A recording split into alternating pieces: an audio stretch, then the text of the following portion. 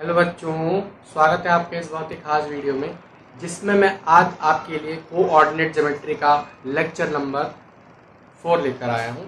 ठीक है, तो पिछले लेक्चर में हम लोगों ने ट्राइंगल के एरिया पढ़े थे कि ट्राइंगल का एरिया कैसे निकाला जाता है।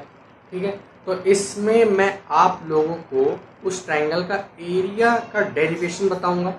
उसके बाद जितने भी तरीके के सवाल आपसे पूछे जा सकते हैं आपके बोर्ड में, वो सारे सवाल कराएंगे वन बाय वन। जो नहीं हो पाएंगे कोई चिंता मत करें, बिल्कुल भी अगले वीडियो में हम उन्हें विस्तार से ले लेंगे। ओके, चलिए, वैसे भी लास्ट वीडियो में नहीं कहूँगा, अगर इसी में हो जाता है तो लास्ट है, अदरवाइज एक वीडियो हम लोग और कर लेंगे कोऑर्डिनेट ज्योमेट्री के ऊपर। ठीक है, ताकि आप लोगों के जितने भी कॉन्सेप्ट्स हैं वो क्लियर रहे बिल्कुल। ठीक है, तो सबसे पहले हम लोग डेरिवेशन ही बता देते हैं आप लोगों को। तो डेरिवेशन ही देखते हैं, आइए। डेरिवेशन ऑफ ट्राइंगल्स एरिया, चलिए ओके, आइए देखते हैं। तो जैसा कि आप लोगों को याद ही है कि ट्राइंगल का एरिया क्या है। ट्राइंगल का area 1/2 mod x1 y2 minus y3 plus x2 y3 minus y1 plus x3 y1 minus y2। और बहुत आसानी से मैंने इसको याद करने का आप लोगों को एक तरीका भी बताया था। क्या बताया था मैंने तरीका? 1 2 3। ठीक है, 1 प्लस 2 माइनस 3, फिर प्लस करो 2 प्लस 3 माइनस 1। ठीक, फिर प्लस करो 3 प्लस 1 माइनस 2। ठीक है, तो इस फॉर्मूले पे आप लोग इसको रखोगे। ठीक है, तो ये बिल्कुल करेक्ट आएगा। और साथ में मॉड लगा के 1/2, बिल्कुल वही चीज है, कुछ भी अंतर नहीं है, देख सकते हो आप। ठीक है, तो इस तरीके से आप इस फॉर्मूले को याद भी रख सकते हो। ठीक है, आइए चलिए, बहुत बढ़िया। तो मिटा दें हम लोग इसे। ओके, चलिए बहुत बढ़िया, मिटा देते हैं। एक सेकंड में अपना डस्टर उठा लूं। ओके, मिटा देते हैं। मेरा डस्टर गायब हो गया है, तो मैंने एक नया डस्टर बना लिया है। नया डस्टर इस मास्क को चलिए छोड़िए, कोई बात नहीं, है ना। चलिए स्टार्ट करते हैं। तो देखिए, जैसा कि आप लोगों को पता ही है, ये है एक क्या, सब लोग जोर से बोलेंगे, कार्टेशियन प्लेन। क्या है? Cartesian plane. ठीक, इसमें मैंने एक ट्रायंगल बनाया था, अगर आप लोगों को याद हो। ठीक, एक ट्रायंगल बनाया गया था इसमें, मैंने बनाया था, याद हो अगर आप लोगों को। ठीक है, तो इस पॉइंट को मैंने नाम दे दिया, मान लीजिए ए, इसको नाम दे दिया मैंने बी, इसको नाम दे दिया मैंने सी। इस पॉइंट के कोऑर्डिनेट्स हो गए x1 और y1। इस पॉइंट के कोऑर्डिनेट हो गए x2 और y2। और इस पॉइंट के कोऑर्डिनेट हो गए x3 और y3। ठीक, ऐसे कोऑर्डिनेट्स मैंने बताए थे। ठीक है, इनको करने का एक तो फॉर्मूला है। अब हमने करना क्या था इसमें, इस ट्राइंगल का ही एरिया निकालना, जो मैंने अभी भी फॉर्मूला बताया आप लोगों को, तो इस ट्राइंगल का एरिया निकालने का फॉर्मूला होता है। इस ट्राइंगल का जो ट्राइंगल बन रहा है, इस ट्राइंगल का एरिया निकालने का फॉर्मूला अभी भी जस्ट मैंने आप लोगों को बताया। ठीक है, जब हमें तीनों के तीनों कोऑर्डिनेट्स गिवन हो तब ये चीज लागू होती है। बहुत बढ़िया। ठीक है, तो आज हम लोग उस फॉर्मूले का डेरिवेशन देखेंगे। ठीक, देखो, उसके दो तरीके से डेरिवेशन हो सकते हैं।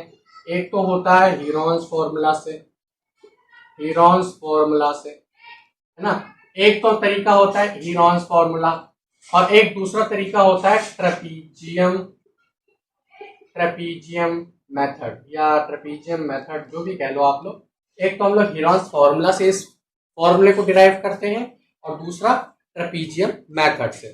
ठीक, हीरोन्स फॉर्मूला सबको पता है, S is equals to a plus b plus c by 2।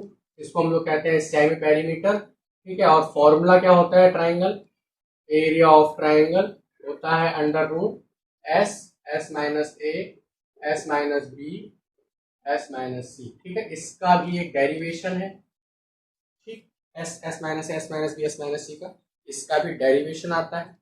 बहुत ही लंबा डेरिवेशन बनता है इसका। ठीक है, अप्रोक्सीमेट अगर मैं बिना रुके भी आपको बताऊं ना, मतलब बिना समझाए, तो कम से कम मुझे 20 मिनट लग जाएंगे इसको सॉल्व करने में ही। उसके बाद समझा के करोगे तो कम से कम 30-40 मिनट चाहिए इसको अच्छे से क्लैरिफाई करने के लिए। ठीक है, वैसे आपको डेरिवेशन सीखने की जरूरत है नहीं, आपसे सिर्फ सीधा सवाल पूछता है इस फॉर्मूले पे। ठीक है, डेरिवेशन सीखने की जरूरत नहीं है आपको। ठीक है, डेरिवेशन आपसे किसी भी फॉर्मूले का नहीं पूछता, लेकिन मैं फिर भी आप लोगों को फील के लिए बता देता हूं जिसका भी डेरिवेशन बनता है। ठीक है, चलिए, तो हम लोग हीरोन्स फॉर्मूला ना लेके ट्रेपीजियम मेथड से ही इसको सॉल्व करेंगे। ठीक, ट्रेपीजियम मेथड से। तो आइए इस ट्रायंगल को, एक ये, ठीक है, और एक इस तरीके से ये, तो आप लोग देख सकते हो। वैसे तो ये और थोड़ा सा इसको सीधा बना दें ताकि ये कंप्लीट फर्स्ट क्वाड्रेंट में ही आ जाए, ताकि और क्लैरिफाई हो।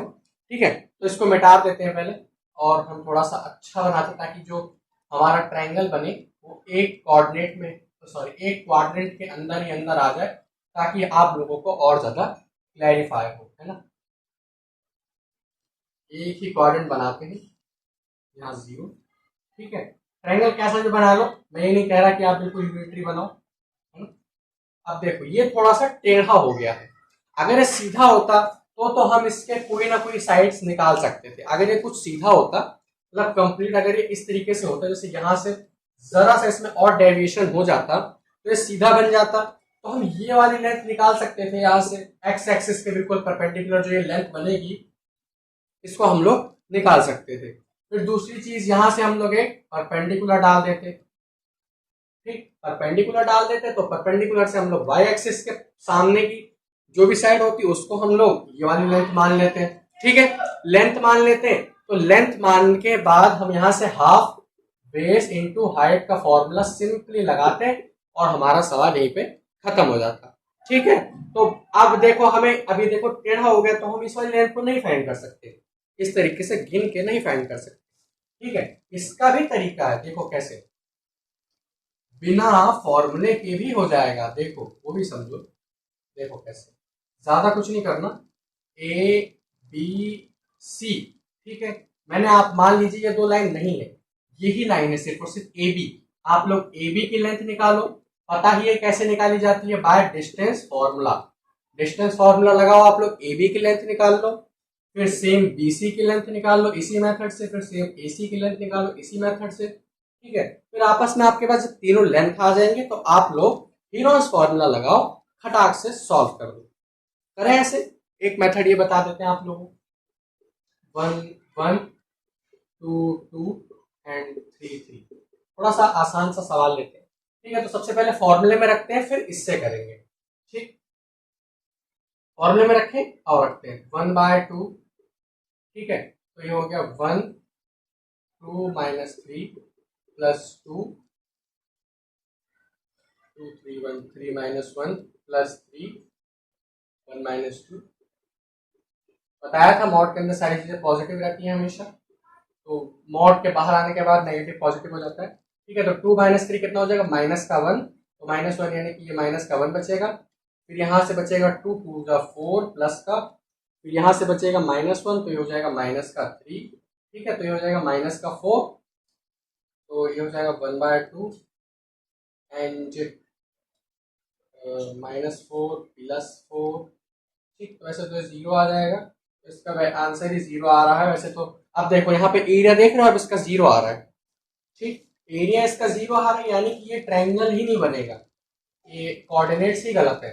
ये जो ट्रायंगल बनेगा भी वो केवल और केवल एक स्ट्रेट लाइन पे बनेगा। ठीक, ये जो कंप्लीट, ये जो दो साइड से बिल्कुल इसी पे आ जाएंगी, इसी पे कोलिनियर हो जाएंगी। ठीक है, इससे पहले मैंने आप लोगों को कोलिनियर के सवाल भी करा रखे हैं।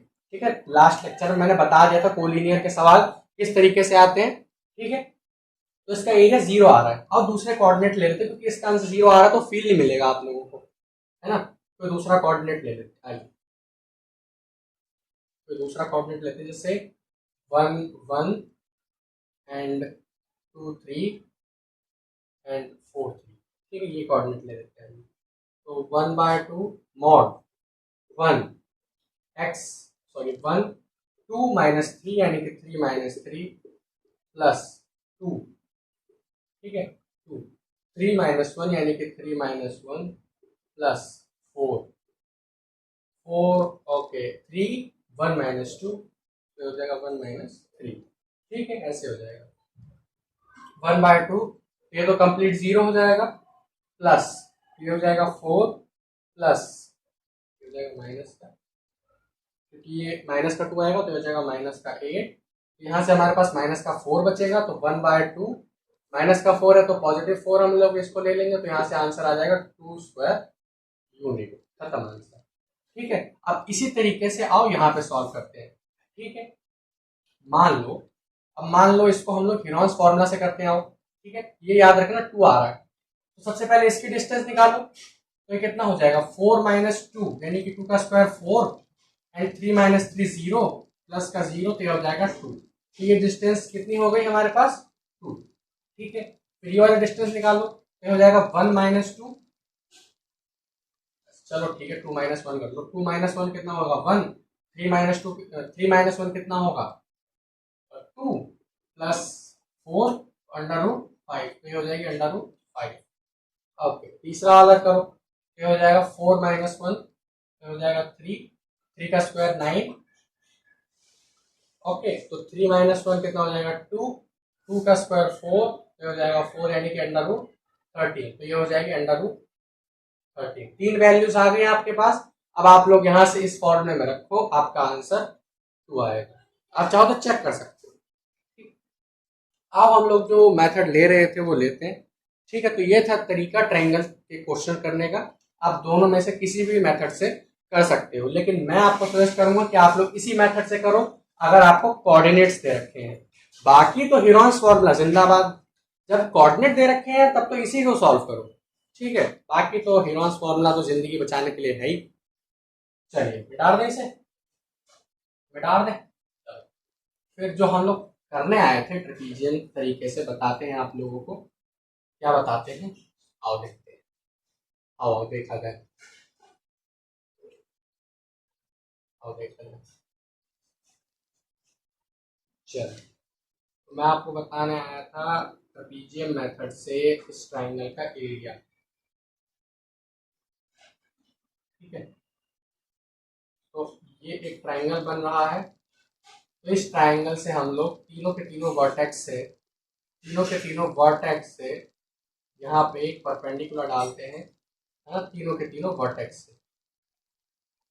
ठीक है, तो ये हो गया x1 और y1, ये हो गया x2 और y2, ये हो गया x3 और y3।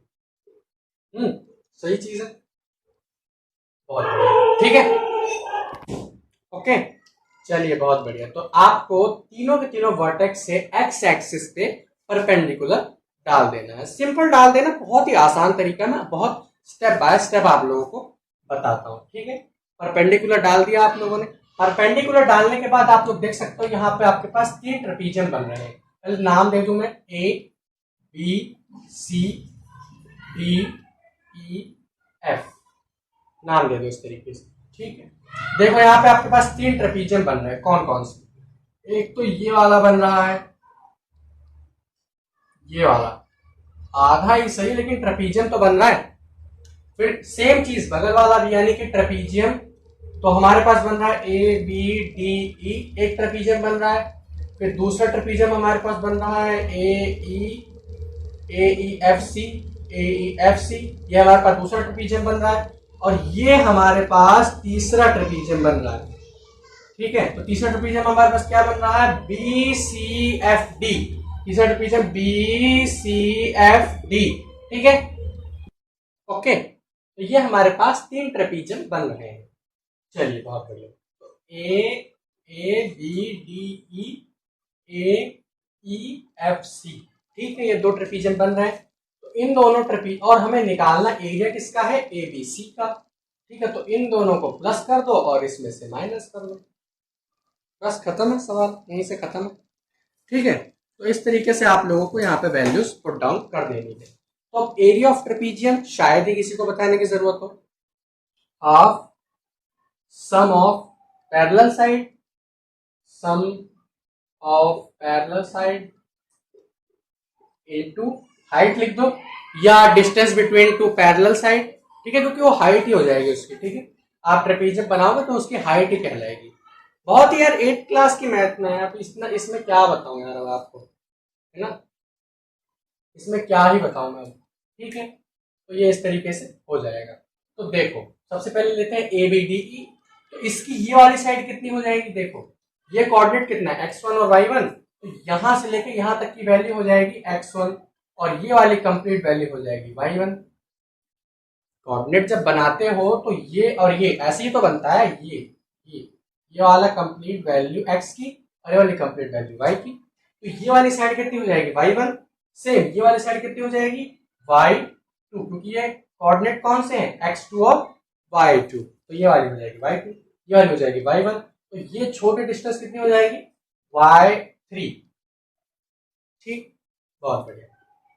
अब देखो, अब ये वाली डिस्टेंस फाइंड करनी है हमें, क्योंकि यही तो है इन दोनों साइड्स के बीच की डिस्टेंस, क्योंकि ये इस तरीके से अगर बनी हुई है साइड, ठीक है, इस तरीके से ऐसे ही तो बनी हुई है देख लो, और ये वाली डिस्टेंस हमें निकालनी है, तो ये वाली डिस्टेंस DE है। ठीक है, DE है ये वाली डिस्टेंस।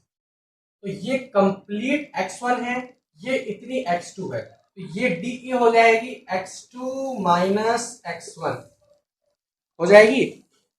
ये वाली कितनी होगी फिर EF कितनी हो जाएगी फिर, EF हो जाएगी यहां से हमारे पास, ये कंप्लीट डिस्टेंस देखो कितनी है, x3 है हमारे पास कंप्लीट डिस्टेंस, और इसमें से अगर मैं x1 घटा दूं तो ये वाली डिस्टेंस हमें मिल जाएगी, क्योंकि ये वाली कितनी है x1 है, तो ये हो जाएगा x3 माइनस x1 घटा देंगे तो हमारे पास बची हुई ये वैल्यू आ जाएगी। तो हमारे पास सारी चीजें आ गई हैं, फटाफट से वैल्यूज रख दो। तो हाफ बेस इंटू हाइट नहीं, half into sum of the side, तो सम y1 प्लस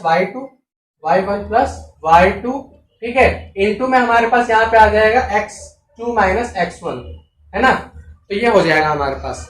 ओके, इसी तरीके से सिमिलरली बाकी कितने हो जाएंगे, ठीक है, सिमिलरली कितनी हो जाएगी दूसरी वाली AEFC, तो AEFC की वैल्यू कितनी हो जाएगी 1/2, ठीक है, AEFC यानी कि y3 प्लस y1, ये ब्रैकेट आएगा यहाँ पे y3 प्लस y1, ठीक है, और दूसरी क्या हो जाएगी यहाँ से हमारे पास x3 माइनस x1, तो हो जाएगा x3 माइनस x1, ठीक है। तीसरी वाली कितनी हो जाएगी 1/2 ब्रैकेट, अब देखो ये वाली ये y2 प्लस y3, इसकी पैरेलल साइड कितनी हो जाएगी y3 प्लस y2, ठीक है, ये y3 और y2, y1 नहीं आएगी, ये वाला ट्रेपीजियम है ना इस बार, ठीक है, और इसका ये साइड्स के बीच का डिफरेंस कितना हो जाएगा, ये साइड्स के बीच का डिफरेंस अगर हम लोग देखें तो ये कंप्लीट डिस्टेंस है x3 और हमें चाहिए सिर्फ और सिर्फ ये वाली, तो इसमें से हम लोग क्या क्या घटाएंगे तो हमारे पास आएगा क्रॉस कंप्लीट में से माइनस कर दो, ठीक है, तो ये हमारे पास डिस्टेंस आ जाएगी, ये बचेगा कितना 2x1 माइनस x2, ठीक है। आप लोग इसको सॉल्व करोगे आपके पास वेल बैलेंस्ड इक्वेशन आ जाएगी। आओ इसको सॉल्व करते हैं, इसको पहले मिटा दे सारा। ये चीज समझ में आई कहां से आया, trapezium method is very easy, Heron's formula से आप लोग करोगे तो काफी लेंदी मेथड हो जाएगा। चलो आओ जोड़ते हैं, ये हो जाएगा 1/2, ये हो जाएगा y1 प्लस y2 और x2 माइनस x1 प्लस 1/2, ये हो जाएगा y3 प्लस y1, ये हो जाएगा x3 माइनस x1, ठीक है, और क्या बचेगा हमारे पास यहाँ लास्ट में, ओके, तो इसको माइनस करना है तो हो जाएगा 1/2 ब्रैकेट में y3 plus y2 2x1 minus x2, ठीक है, तो ये हमारे पास आ जाएगा। तो यहाँ सब में से 1/2 कॉमन ले लेते हैं, 1/2 ले लिया कॉमन, तो यहाँ से हमारे पास बचा y1 प्लस y2, है ना, ये बचेगा हमारे पास।